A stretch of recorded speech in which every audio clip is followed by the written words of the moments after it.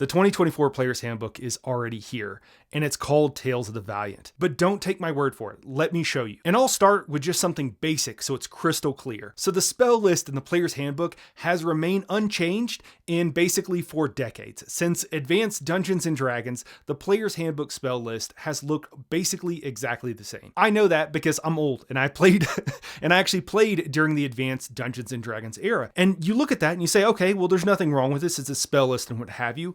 But as we've all had experience with, if you've ever played a caster and you're new to the game, you're looking for spells and you're trying to figure out which one you should take. So you look at the front of the spell chart and you say, okay, all right, this spell, let me look that up. And you look it up and you're like, oh, that's interesting. I'll put a finger in that. And you look back and what else can I have here? Oh, let me look that up. And you go somewhere else. And sooner or later you run out of fingers and then you run out of sticky notes. And it's really hard to figure out which spell you want to pick. So a very simple solution to that the folks over at Kobold Press have figured out is to add just a few word description to a spell so you can know what it does. And this makes it so much easier, especially for new players, for them to look at a spell and decide, hey, do I want to look more into this spell? Is this the kind of thing I want to do for my character? It's very simple. It's a no-brainer, but it's taken Wizards of the Coast 4 decades and they still haven't added it. But that's just one thing. What else do we have here? Well, let's talk about feats. In Tales of the Valiant, they're actually called talents. And now instead of having to choose 1 or 2 feats from a list of 40, this giant list, what they've done is they've broke it up into 3 different lists. There's martial, magical, and then technical. So instead of having to pick through this giant list, you now need to pick through a much smaller list. This is just better game design. And understand when I say that, they didn't just break it up into 3 different lists. There's also changes to these feats and improvements. And again, I think there are improvements in every way, having more features and being more interesting, as well as creating a lot more options for you as a player to make the character you would like to make. But again, I made a pretty bold claim, so there needs to be more, right? There has to be more. If I'm saying that this is the 2024 Player's Handbook, well, there is. If you look in the gear section, I won't go through everything in the gear section, but it is a vast improvement on the 5e Player's Handbook. A handful of things, just to throw some out there. 1, magic items are already part of the core game. They actually have magic items listed in the Player's Handbook, so if you want to have your players start with a couple of items, they're already in there. They can look through. It also has rules for how to port over and how to cost items from other systems and other games. So if you say, oh, this is a really cool item, but it's for some other game, there are actually rules for how to cost that in your game appropriately. There are also stats for vehicles. I mean, something we've all wanted for forever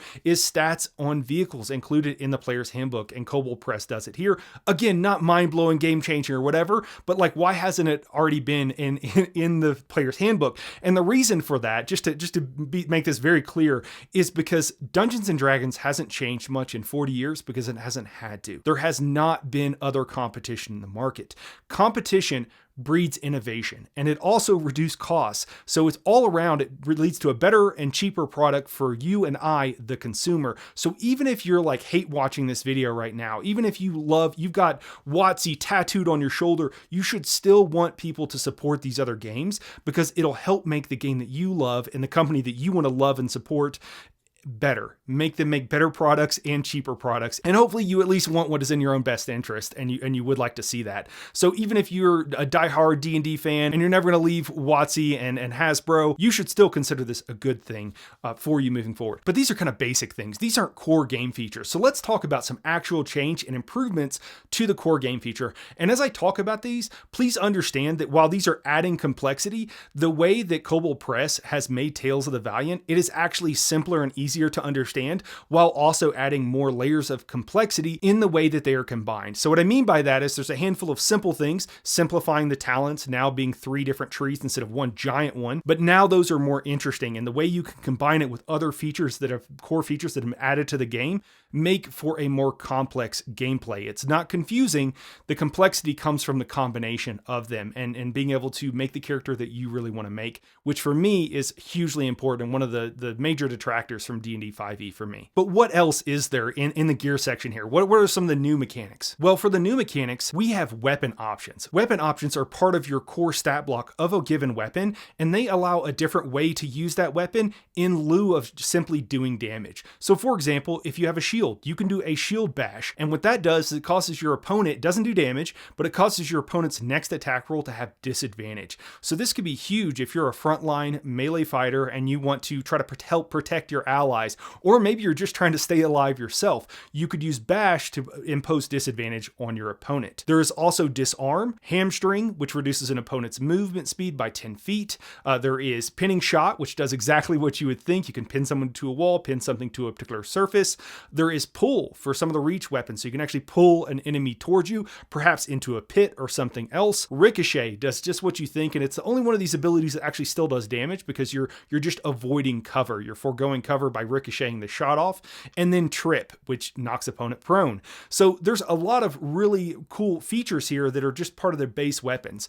Just to give you an example of how this actually works in play, because I have play tested all this, I used hamstring as a way of forcing an opponent to not be able to reach one of my allies, one of the glass cannons, by reducing their movement speed by 10 feet. And there are other ways, like for a fighter, for instance, instead of foregoing an attack, you can actually use one of these features as one of your bonus actions. So that's all well and good, but that's just one thing. Now let's talk about something pretty significant and that has been in the TTRPG zeitgeist for a bit now. So one of the things that a lot of people have pointed out is that when you swing an attack and you miss, it can feel like your turn is just wasted, right? It doesn't really feel good. Now there's a lot of ways of dealing with that and a lot of ways that other systems have dealt with that. Most recently, MCDM has decided, you know what? We're going to yeet the attack roll entirely, and there's just no attack rolls. You just roll damage. Well, what Kobold Press has done with Tales of the Valiant is that now they've introduced a luck mechanic. So every time you fail a roll, and there's actually several ways of getting luck here, I'll pop it up on the screen, but whenever you fail an attack roll, you get a luck point, and you can stack these up. Now, you can't stack them up infinitely, but you can use that luck point to either add a +1 onto a die, or you can use 3 of them to actually give yourself advantage, basically, let you re-roll an attack roll. So that is one of the ways that Kobold Press has improved upon this basic, oh, I feel like I have a wasted turn. Well, now you at least get a luck point when you can do something with that. Okay, Night Horror, that's all well and good, but I'm still not sold. Well, at the risk of sounding like a pitch man, wait, there's more. So gone are the days of race or species, which is what they're changing it to with the new 2024 Player's Handbook by Wizards of the Coast. What Tales of the Valiant has done is, instead of doing species, is that they have introduced lineages and heritages. Your lineage is essentially your genetic, or I guess in some ways, magical heritage, right? It's the physical things about you that you're kind of born into. Your character can't really change. So the things that are like dark vision, if you have wings, maybe you can breathe underwater or something of that effect. Those are the core things. That's what you choose with your lineage. And a lot of these features are somewhat agnostic. So if you choose, for example, to be a beastkin, you can choose to have wings. Now, what you exactly look like or how you have wings, why you have flight, you can kind of choose that for yourself. Obviously, it has something to do with your beastkin lineage, but you can choose for yourself. I cannot overstate how much this adds to your character customization. Now, again, I am used to systems with far more character customization than even that, but this was a huge sticking point for me for 5e, and I love this change. So you choose your lineage, and then your heritage is essentially your cultural heritage, okay? This is society at large and how that has affected you. For example, you can choose the cloud heritage. Well, cloud heritage means that you've come from a society that values magic, and magic is part of their society. So it actually unlocks spells for you to be able to cast. And you can do this even if you're on a class that is a non-caster. And that's just one example out of many. I'll pop up some more on the screen here. So you pick your lineage, you pick your heritage. What about history? What about your own personal history for you as a character? Well, backgrounds are in here, but as opposed to normal D&D 5e, what they've done is your background can actually affect what talents you can take. So you can actually take a talent that you wouldn't normally be able to take, perhaps as a martial or perhaps as a caster class, because of your personal background, the family you grew up in, what experiences you had growing up. And this really layers on. So you have your cultural heritage, you have your genetic heritage, and then you have your own personal life choices. All of these things add up to really allow you to make the character that you want to make. Now, one of the things that people have said a lot about Tales of the Valiant is it's just D&D 5e. And in some aspects, that's absolutely true. And whenever I first picked up the Tales of the Valiant, the finished product, I looked at it and I was like, yeah, this looks basically like D&D 5e. because all the classes are very, very similar. What I would tell you though is that with all of these things added on, this is a different game while still being backwards compatible. If I had one complaint about Tales of the Valiant, it would be that I don't think they went quite far enough. I think that there are other areas where they could have improved even more, but you know what?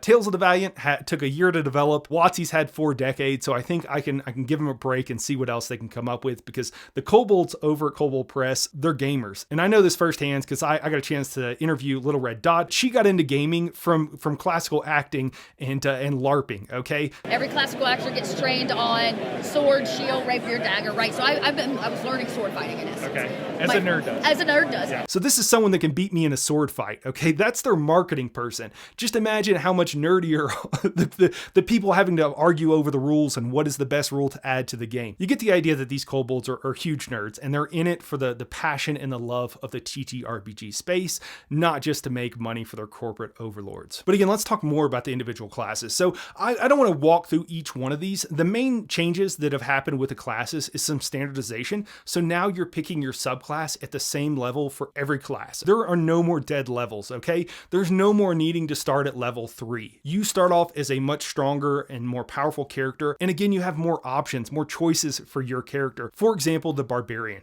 Barbarians now have herbalism. They get access to Herbalism Toolkit as a class option. It just comes with the class. So you no longer have to worry as much about making a one-dimensional character. I hit things good, right? You can actually make a character that has something that can contribute to the party outside of combat. And again, this is probably my one complaint. You know, if anything, I would argue that I wish they would have gone one step further and maybe add other features into the game that really encouraged role-playing, which D&D has been criticized for recently as being kind of a combat simulator and basically not encouraging role playing enough through the rules. Other things you'll notice with the classes, they're basically the same. Things have been moved around, they've been rebalanced a bit, but not that much. The only really significant difference is that now one of the lineages is a kobold, so you can actually play a kobold, which is really cool, and the mechanist has been added as a class. This is basically a replacement for the artificer that is not, someone else's IP.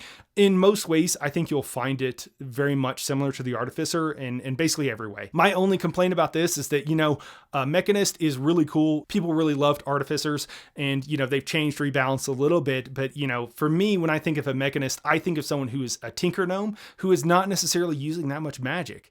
And I think that the mechanist here actually uses quite a bit of magic, similar to what the artificer does from Eberron and all that kind of stuff. So, a minor complaint, if you will. But otherwise, this is exactly what everybody has been clamoring for years. And D&D says, hey, no, we're not adding that class into the basic player's handbook for whatever reason. I imagine they probably don't want to pay royalties to somebody, if I had to guess, on every single player's handbook they sold. I'm speculating, but why would they not do what fans want? So now let's bring it full circle and let's actually jump back and talk about spells again for a second, because they made some major changes here as well. So instead of having various spell lists for each individual class, what they've done with Tales of the Valiant is there's actually 4 sources of magic in Tales of the Valiant. There is arcane, there is divine, there is weird, so think like your sorcerers and what have you, and then there is primal, so think druids and so on and so forth. And what spell list you have access to, you'll have one of those as your option, and perhaps you can dip into some of the others and what have you. Additionally, spells that you are casting ritually, ritual casted spells, are now their own category and now their own list of spells. So this is another one of those features that makes it so much easier to look through and to figure out, okay, I can ritually cast certain spells. What spells can I cast? Which one are they? How do I choose? Now it's so much simpler because they're on their own spell list for you. And also choosing those spells is its own thing. And there are multiple ways where you could have someone who is not traditionally a caster, but you've unlocked ritual casting only, just as a for example of one of the many ways that they've added a lot of customization to help you make the character that you really want to make in your game. Overall, my personal takeaway is, I think that Tales of the Valiant improves in every way over D&D 5e. I think all of these are flat improvements, better game design in some situations, just a lot of quality of life things, and then some really cool new features. We'll have to see what happens with the 2024 Player's Handbook by Wizards of the Coast. It could be the case they come out with even more changes than this, but for right now, my money is absolutely on Tales of the Valiant and Kobold Press, and they're going to be releasing additional content for this, and honestly, I'm kind of sold. I'm also one of those people that, a little bit, Wizards of the Coast has clearly showed itself to be an evil corp. Again, I knew this since the 90s because I've been playing for a long time. I figured out that Wizards of the Coast is kind of an evil corp many decades ago now, but if you're considering swapping over, if you're looking for something different, for an improvement, but you really want to stay with 5e, I think Tales of the Valiant is a great way to go. I don't think you'll be disappointed at all. And with that, while there are many more things that I could talk about Tales of the Valiant, I think we're going to call it here. I think that probably gives you a pretty good idea of everything that has been included. And if you found this video informative, consider subscribing, become a channel member. We'd love to have you here, and we'll be doing many more videos. I cover all kinds of games in the TTRPG space, as well as doing some build guides and what have you as I'm able to. So anyways, that's it for today. Appreciate so much everybody for watching, and we'll catch you in the next one.